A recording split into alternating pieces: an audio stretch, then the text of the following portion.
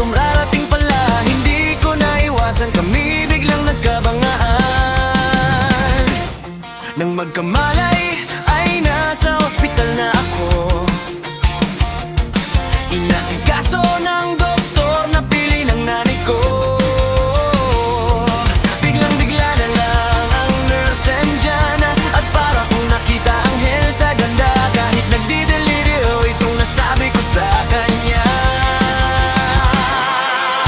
Ale, nasa langit na ba ako? Mama, kayo po ba si San Pedro?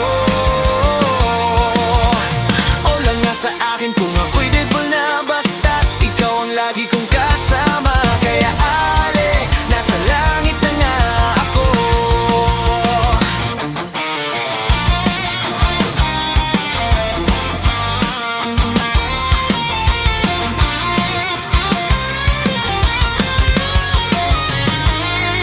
At paglabas kanyaya ko na siyang pakasal. Tinanggihan niya at ang sabi may asawa na siya. Dinamdam kong masyadong sinabi niya. Hindi ko nakita, hagdan ubos na. Ako ay nahulog sa semento, ulo ko'y naunto.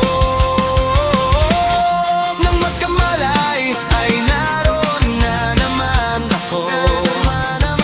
Inasikaso ng doktor na pili ng utol ko. Biglang-bigla na lang ang bagong nurse andyan na. Tinanong ko muna siya kung may asawa na siya. Ang sabi niya wala, ang puso ko'y biglang nakuha. At ang nasabi ko ay nasa langit na ba ako? Mama, kayo po ba si San Pedro? Okay lang sa akin kung ako'y deadpool na, basta't ikaw ang lagi kong kasama. Kaya ale, nasa langit na nga ako.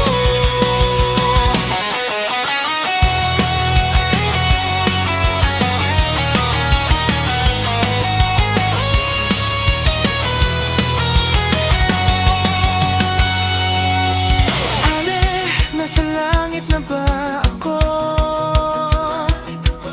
Oh mama, kayo po ba si San Pedro?